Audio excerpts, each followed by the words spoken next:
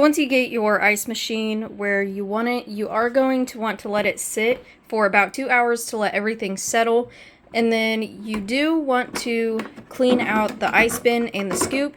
And you also want to clean out this tank inside because it is pretty dirty. And then if you want to, what I'm going to do is fill below the max fill line and then start the self-cleaning cycle just to make sure that everything is clean before I start making ice. Power it on and hold for 3 seconds to start the self-cleaning.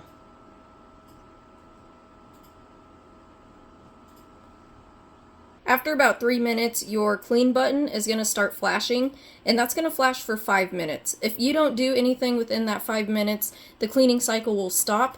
If you press the clean button, it will go through another cleaning cycle for a deep clean. After the cleaning cycle, you are going to want to get rid of that water. You're going to do that by turning around your ice machine, and you're going to see these two drain pipes. This one here is going to be for your water line, and then this one here is going to be for your water tank, and then this part here is the drain plugs. So just take that off of there and take out the drain plug. There's 2 ways to fill up your ice machine. The first way is to just dump it in, and then the second way is to use the provided hose, putting it into here, and then hooking up the other end to your water supply system, keeping in mind that you may need a 1/4-inch adapter to fit onto your water system. You also have the option to set the current time and 2 preset times using these buttons here, and the preset times are going to allow you to choose what time you want the ice machine to begin making ice. So I got my water tank filled back up. I'm going to put my ice bin in.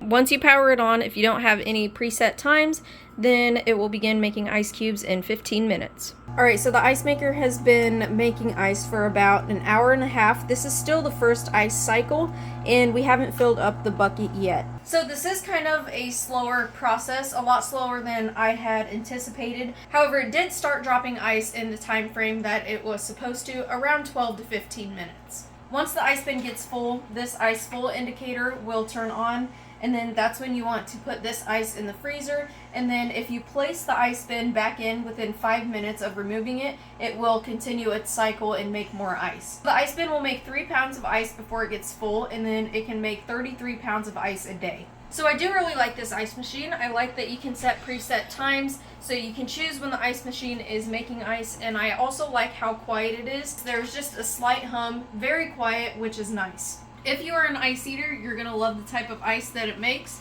The best way that I can compare it is Sonic Ice, so it's going to be easy on your teeth. One thing I will mention is this is a pretty big ice machine, so keep that in mind when purchasing it. Make sure you have enough room for it. But other than that, super nice ice machine. I really like it. I think you're going to like it, and I would definitely recommend it.